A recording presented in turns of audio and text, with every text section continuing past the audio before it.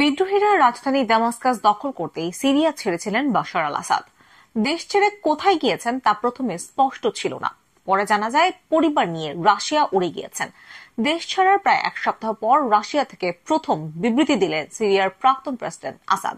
তিনি জানান, দেশ থেকে পালানোর কোনো পরিকল্পনা ছিল না তার। বিদ্রোহীদের আক্রমণ এবং ড্রোন হামলার আশঙ্কার কারণে তাকে সিরিয়া থেকে সরিয়ে আনা হয়েছে বলে দাবি বাশারের।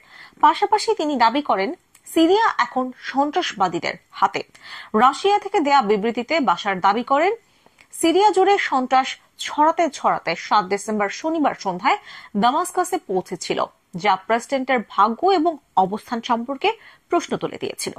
বাশার জানিয়েছেন, বিদ্রোহীরা 8 ডিসেম্বর রাজধানীর দিকে অগ্রসর হতেই তিনি দামাস্কাস ত্যাগ করেন। সিরিয়ার রুশ নিয়ন্ত্রিত খিমিমিম বিমান ঘাঁটিতে ড্রোন হামলার পর তাকে রাশিয়ায় সরিয়ে আনা হয়। তবে দামাস্কাস থেকে পালিয়ে যাওয়ার পরেও সিরিয়ার যুদ্ধ অভিযানের তদারক করেছিলেন। কিন্তু বাশার স্বীকার করেছেন, সামরিক অবস্থা পুরো ভেঙে পড়েছিল। বাশারের কথায়, দেশে অচলাবস্থার সময় আমি কখনো পদত্যাগ বা রাশিয়াতে আশ্রয় নেওয়ার কথা ভাবিনি। আমাকে কেউ প্রস্তাবও দেননি। তখন আমার একমাত্র লক্ষ্যই ছিল সন্ত্রাসী হামলার বিরুদ্ধে লড়াই চালিয়ে যাওয়া। শেষে তিনি এও যোগ করেন, সিরিয়ার সঙ্গে তার সম্পর্ক অটুট। সিরিয়ায় দীর্ঘদিন শাসন করেছে আসাদ পরিবার। বাশারের বাবা হাফিজ আল আসাদ টানা 30 বছর সিরিয়া শাসন করেছিলেন। বাশার এবং তার বাবা হাফিজ আল আসাদ দুজনে মিলে 50 বছরের বেশি সময় সিরিয়া শাসন করেছেন। 2000 সালে হাফিজের মৃত্যুর পর ক্ষমতায় আসেন তিনি। টানা 24 বছর শাসন করার পর গত 8 ডিসেম্বর সিরিয়ায় তার সাম্রাজ্যের পতন হয়। বিদ্রোহীদের অভিযানের মুখে দেশ ছেড়ে পালিয়েছেন সিরিয়ার সাবেক প্রেসিডেন্ট বাশার আল আসাদ। গত 8 ডিসেম্বর দেশ ছেড়ে রাশিয়ায় পালিয়ে যান তিনি। এর এক সপ্তাহ পর নীরবতা ভেঙেছেন, এমনকি একটি বিবৃতিও দিয়েছেন বাশার আল আসাদ।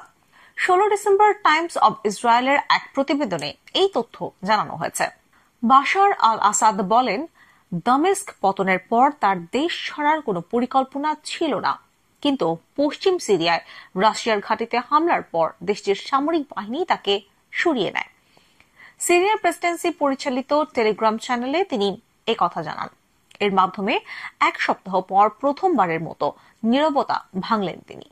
তিনি বলেন, বিদ্রোহীরা রাজধানীতে হামলা চালানোর কয়েক ঘন্টা পর 8 ডিসেম্বর সকালে তিনি দামেস্ক ত্যাগ করেন। তিনি রাশিয়ান মিত্রদের সঙ্গে সমন্বয় করে লাতাকিয়ার উপকূলীয় প্রদেশের হামিমিম বিমান ঘাঁটিতে আশ্রয় নেন। সেখানে তিনি যুদ্ধ চালিয়ে যাওয়ার পরিকল্পনা করেছিলেন। বিবৃতিতে তিনি বলেন, সেই রাতে রাশিয়ান ঘাঁটিতে ড্রোন হামলা হয়।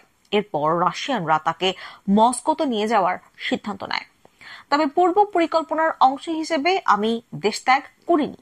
বাশার বলেন, সংঘর্ষ চলাকালে কোনো সময়ই আমি পদত্যাগ বা আশ্রয় নেওয়ার কথা ভাবিনি। এমনকি কোনো ব্যক্তি বা দলের দ্বারা এমন প্রস্তাব দেয়া হয়নি। সন্ত্রাসী হামলার বিরুদ্ধে লড়াই চালিয়ে যাওয়াই ছিল একমাত্র পদক্ষেপ। বিবৃতিতে তিনি আরো বলেন, যখন রাষ্ট্র সন্ত্রাসের কবলে পড়ে এবং অর্থবহ অবদান রাখার ক্ষমতা হারিয়ে যায়, তখন যে কোনো অবস্থান উদ্দেশ্যহীন হয়ে যায়। এর আগে বার্তা সংস্থা রয়টার্স জানায়, বাশার প্রথমে সংযুক্ত আরব আমিরাতে আশ্রয় চেয়েছিলেন, কিন্তু আন্তর্জাতিক প্রতিক্রিয়ার ভয়ে তা প্রত্যাখ্যান করে আবুধাবি। পরে তার নিরাপত্তার দায়িত্ব নেন পুতিন। রুশ পররাষ্ট্রমন্ত্রী সের্গেই ল্যাভরভ কাতারে বিদ্রোহীদের সঙ্গে চুক্তি করে আসাদকে মস্কোতে পৌঁছানোর সুযোগ করে দেন। আসাদের প্রধানমন্ত্রী মোহাম্মদ গাজী আল জালালি জানান, পালানোর রাতেও আসাদ পরিস্থিতি নিয়ে তাদের বিভ্রান্ত করেছিলেন। আগের রাতেও শেষ ফোন আলাপে তিনি বলেছিলেন, আগামীকাল দেখা যাবে।